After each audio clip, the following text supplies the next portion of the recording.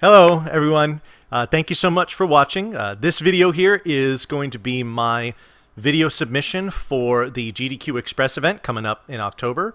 My name is Tony. My Twitch name is Vonnie Von. And the game that I'm going to be running here is Sid Meier's Civilization Revolution. This is the Xbox 360 version. And I'm going to be running it on an Xbox One just because it's a little faster. But the category that I'm going to be running here is what's called economic percent, or I'm going to be achieving an economic victory. Now, how that's done is I have to do two things. The first thing I need to do is I need to build up my civilization's treasury to at least 20,000 gold. And then once I've done that, then I can build a wonder called the World Bank. And as soon as that wonder is built, then the game ends and I win. As far as timing goes, time will begin once I select my civilization, and then the time will end as soon as the victory screen comes up after I build the World Bank. Now, why I'm choosing this game to submit for a GDQ is that, to my knowledge, and looking on the GDQ website didn't reveal anything to the contrary, there has never been a game from the Civilization series ever run at a GDQ event. And so I'm hoping to kind of break through that barrier and show people that, you can make a viable run out of a Civilization game. Now, for those of you familiar with the Civilization series, typically Civilization games take weeks upon weeks to beat if you're playing through them casually. Civilization Revolution is kind of like arcade mode for compared to the rest of the Civ series. It waters things down, so it makes things a lot faster, but even still, a casual playthrough of this game is going to take you several hours to get through if you wanted to do it in one sitting. But I'm going to be showing you two videos here of my playthroughs of this game. And the first one that I'm going to show you is my PB, which is the world record, and it's just under 9 minutes. So this game can be done extremely quickly. Obviously, there's a lot of very specific things that I'm going to be doing here to make it go fast. I've got a specific set of objectives, and I will explain through those as I'm going along. So let's go ahead and get started with this video. We do it on the Chieftain difficulty because doing it anything higher is just, the RNG is just ridiculous. The Civ that I'm going to choose is the Zulus because they have a couple of key bonuses. One of which is the rapid city growth, and then another one is 50% gold production bonus, which is obviously huge for late in the game. Alright, so here we go. My city's already built. The first thing that I'm going to do is going to start to pour resources into this wonder here. Now, I'm not actually going to build the wonder. It's going to allow me to stockpile resources for the next building that I want to get, which is a library. And what that library will do is it will increase my science production in the city by 50%. But I can't build it until I get alphabet, which I just learned there. And now that I've got it, I'm going to switch my building to a library, back out, end the turn, and boom, library built right away. So banking those resources allows me to not waste any time when it comes to having that library built. And the earlier that you can get bonuses in this game, the better off you're going to be in the long run, because it will just accumulate harder. So now this next technology that I just learned was what's called ceremonial burial. That allows me to create a building called a temple. What temples do is they increase the culture output of your city. And the more culture you're outputting, the more you're going to get what I just got there, which is a great person. Great people are like different bonuses that can be applied to cities that will give it different kinds of increases. Like the one that I have here is another bonus to my culture output, which is going to be good for creating more great people in the future. So now that I've got the temple built, again, I'm just going to choose a wonder to pour resources into until I'm able to switch it to the next building that I need. But of course, I need to learn whatever technology I'll need for that in order to get started. All right, what you see there is another civilization. There's 4 other civilizations in this game with me. And if I had my way, I wouldn't have anything to do with any of them, because all other civilizations do is waste your time, and that's pretty much it. So the less I have to deal with them, the better off I am. So I'm glad he didn't come up to bother me. Now this great person that I just got is what's called a Great Builder. What they will do is they will reduce the cost of your regular buildings by half, which is an extremely beneficial bonus to get, especially early in the game. There are quite a few buildings that I need to get all the bonuses that I want, and if I'm able to mow through them more quickly, then that's obviously a good thing to have. So that technology that I just started researching is a technology called democracy. What that will allow me to do is it's going to allow me to change my government to a democracy once I have it. This is extremely important because what it does is it increases my gold and science output for my entire civilization by 50%. There is a drawback to it, quote unquote, and that is that I can't declare war on any other civilizations. But I don't care about that at all because I don't want to have anything to do with any other civilizations. On top of that, even if I did want to declare war, I would need to have a military in order to do so. I'm not going to spend a single second creating any military units. This city is basically going to be defenseless from attack throughout the entire run, but I will keep any threats at bay with some good diplomacy here. If I do get any military units, I'm going to sell them right away because I don't want to deal with them and I want to add to my treasury. Now this unit that I just got here is what's called a settlers. Normally what you do with settlers is you go out to a different part of the world and you create new cities with them. I don't want to do that here because that's just going to complicate things and waste more time, so I just say forget it. Instead, I add the settlers to my existing city and it increases it by 1 citizen. So the great person that I just got there was what's called a great scientist. They are going to increase the science output in the city by 50%. Now all these things I'm telling you about, the bonus from the library, the bonus from the great person, the bonus from democracy, all of these bonuses stack. So I'm basically just trying to throw as many multipliers at these different things as possible to make them grow faster. Speaking of growing faster, that building I just built was called an aqueduct. What that does is it decreases the amount of the food bank in my city. When your food bank gets full, it increases your city by 1 citizen. The more citizens you have, the more of the land that you can work around your city. And obviously the more of those I have, the more quickly I can gather the resources that I need. So being able to fill up that food bank more quickly is a very great multiplier bonus that makes things a lot better. Now what I've just built here is what's called the Hanging Gardens. This is a wonder. Wonders are things that can only be had by one civilization at a time, and they usually give some great bonuses. What the Hanging Gardens does is as soon as I build it, my city immediately increases in population by 50%. So to go from 14 citizens to 21 citizens in the blink of an eye is a huge bonus to get, and is just going to make building my resources and everything like that just that much faster. So what I'm researching right now, industrialization, is really important because once I have it, I can build a building called a factory. Having a factory doubles the production of the city itself, which when it comes to building some of these bigger buildings, namely the World Bank, at the end of the game, it's a great bonus to have. I need this bank here because that's going to increase my gold output, obviously. And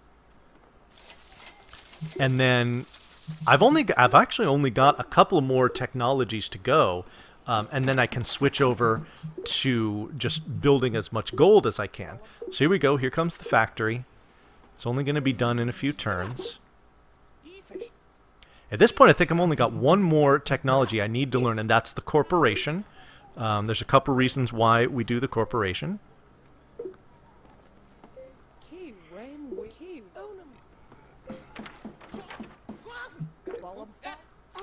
Alrighty, so we've got that. That's going to give me an extra 5 gold every turn. Alright, so now I'm going to go to my city, especially now that I've got the factory built, and we're going to build a couple wonders. The first is going to be the East India Company.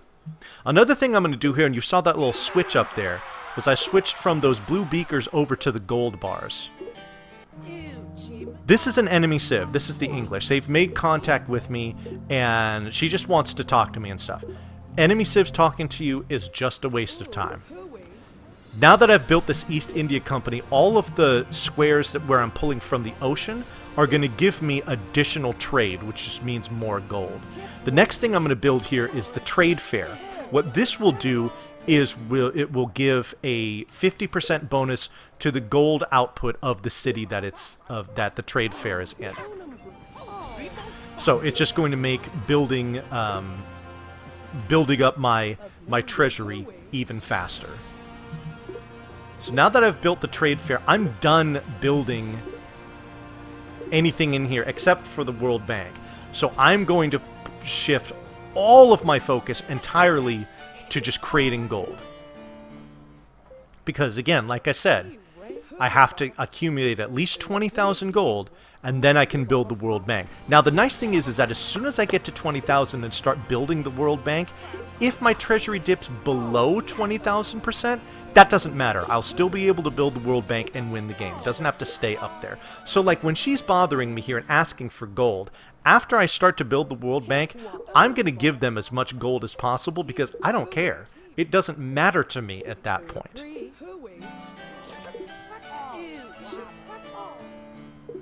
So now we're just trying to get to the end of the game. She's telling me, okay, now she just told me, hey, you've got 20,000 gold. You can build that wonder now. I'm going to build it over. And now I'm going to switch all of my resources towards buildings because I don't care about anything else. Food, science, gold, none of that stuff matters. It's all about just creating this building as quickly as possible. She's just here to waste more time. You want to get rid of them as quickly as possible. There's the World Bank, and there's the game. 8 minutes and 58 seconds. That is the world record right there.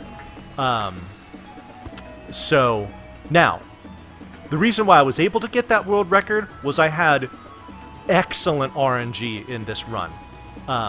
There was the Great Builder that I got early on in the game. There was only one civ that I had to deal with, and I didn't encounter them until much later in the run. A lot of things went really, really well there.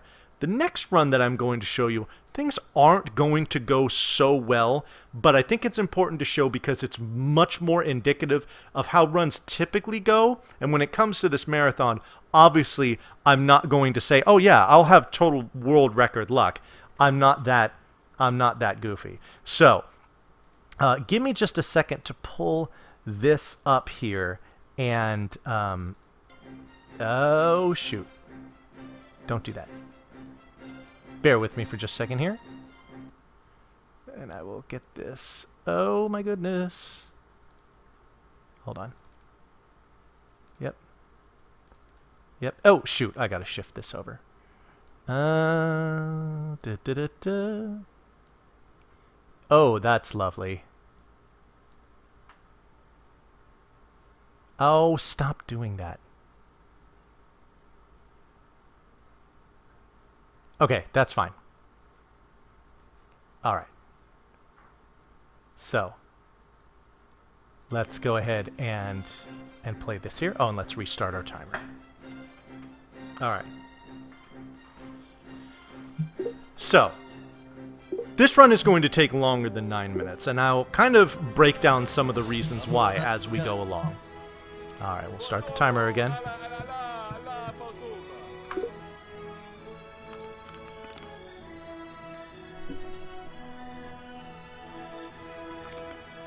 Alrighty, so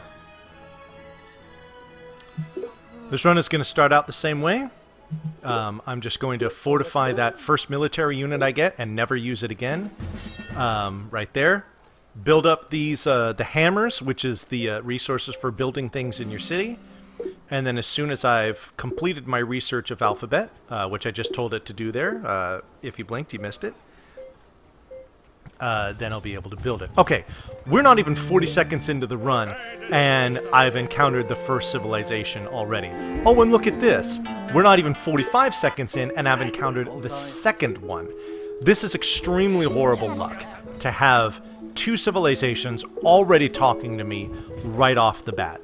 Especially with these two particular ones, because the Germans and the Japanese tend to be more aggressive with their military units. So if I do have to deal with these guys in wartime, it's not going to be fun. And I know they're close by, so war with them will probably be dangerous. So how War and Peace works in this is obviously just like people should. You want as much peace as possible. Okay, I'm not going to bother them or declare war on them at all. All declarations of war are going to come from them, but a declaration of war isn't going to come without some kind of threat, and that threat is give us this or we're at war. Okay, now. The nice thing about giving them what they want is not only you guaranteed to be at peace with them, but you're going to be at peace with them with at least a set number of turns, and it will tell you how many turns that is when this is going on. Now you're going to see how I kind of do this delicate dance here. There's one of three things that they'll ask you for. They'll either ask you for gold out of your treasury, they'll ask you for technologies that you've already learned, or they're going to ask you for one of your great people. Now, what happened here is not a declaration of war. This is the other civ being nice to me. He's asking to trade technologies. Now, casually, you typically never want to do this because the technology that they're asking for is going to be more powerful than the one they're offering. But in this case, I don't care about giving these to them because if what they're giving me in return is a technology that I would have learned anyway, that I would have poured resources into learning anyway, that's one thing I can scratch off my list, and it's just going to put me that much further ahead of schedule. So those things I like. But them offering to trade technologies with you is pretty rare. So it's definitely something you never want to count on, but if it does present itself, you want to take advantage. So here we go. I just learned construction, which is something that I would have needed anyway. There's that important courthouse that I talked about in the first run that's going to expand the number of tiles that I can work. I mean, there's a reason why we want to get to it so quickly. We switched to democracy there. Again, that's very important. One important thing to note about switching governments is that if you do it at any other time besides immediately after learning the requisite technology, then your civ goes into a state of anarchy, which means that for an entire turn, none of your cities produce anything. And a setback like this in a run is obviously just going to waste time. Again, this is a military unit that I got from a technology bonus, and we just cash them in because the time that would take for them to go walking around and exploring is just going to be, it's just wasted time. So we don't even bother with it. We never venture out at all. Alrighty. So this is another great person appearing. That's okay, so that was what's called a great humanitarian. That's signified by that banner with the green apple on it. What a great humanitarian does is it increases the population growth of your city by 50%. That bonus early on is a very nice one to get because, again, the bigger your city, the more quickly it's going to produce because you'll have more citizens. Again, we wanted to learn we wanted to build the aqueduct in the city so that it would grow faster with that too. Like I said before, the humanitarian benefit and the aqueduct benefit, both of those stack. So you can just make your city grow extremely quickly. In fact, sometimes in the later game, if you have both of them, your city is growing by a citizen every 2 or 3 turns, which under normal circumstances is just stupid fast. But again, this is a speedrun. Going stupid fast is a good thing. Alrighty, so we're moving quite along here with the technologies that we need. I'm expecting to see I was expecting to see a certain technology there, and I didn't. So I hesitated for a few seconds before I decided what I wanted to do. That kind of tripped me up a little bit, which wasted a few seconds. Oh, I should probably talk about the run itself as far as estimate and safety. Oh, before I do that, Here, he asked me for one of my great people. That's a pretty significant thing to cough up. So I told him no, and now you hear with the very serious music, he has declared war on me. War is not good, because, like I said, my city is totally defenseless. So if he comes in with, I mean, even a decent military unit or military army, he's just going to mow right through it.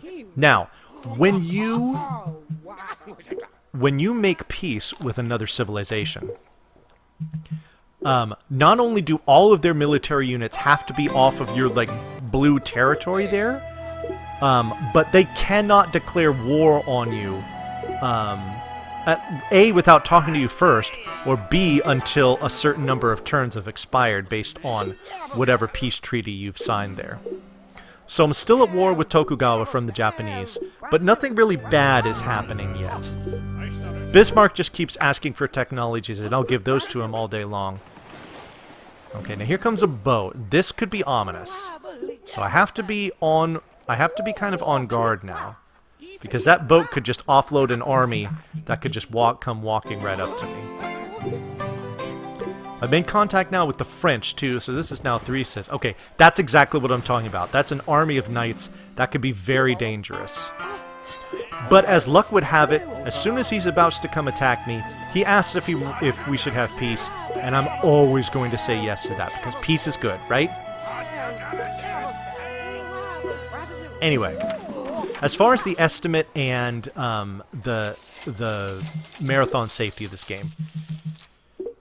game is extremely marathon safe. As long as I make peace with everyone whenever I need to, this city will never get captured. My estimate that I'm going to use for this game, I think I'm going to set it at 15 minutes, which is extremely generous. There's a lot of bad luck that I would have to get, probably paired with some significant execution errors that would get me even close to 15 minutes.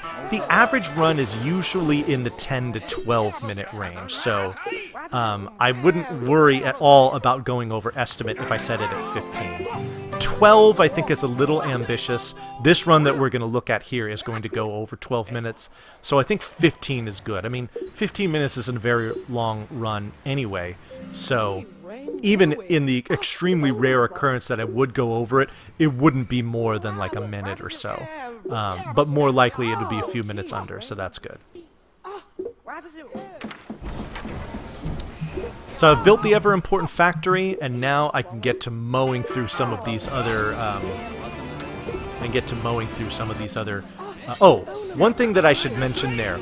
So what I did in that last conversation with Tokugawa was I didn't give him an opportunity to ask his question, because instead of pressing A to confirm my response, I pressed B instead, which is automatically telling him no, and in that case, telling him no means let's declare war on you. So this is one of the important aspects of this run, okay? It's filled with RNG. You never know what's going to come up next as far as who's going to talk to you, what they're going to say, what what you're going to encounter there.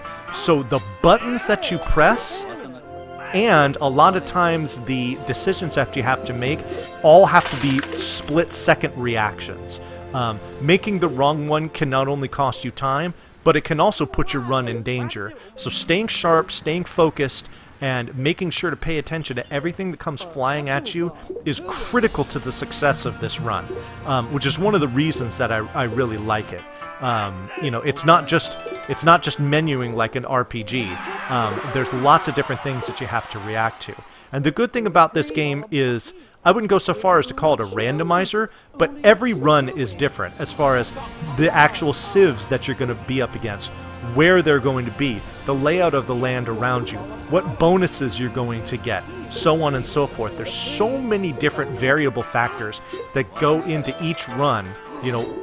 So one run to the next can look very, very different. So I've got my 20,000 gold, and I go to build the World Bank. This is now the 4th civ I've come in contact with. That's all 4 of the enemy ones that are in the game. So now I'm going to have all 4 of them talking at me. This is just going to waste lots and lots of time every single turn.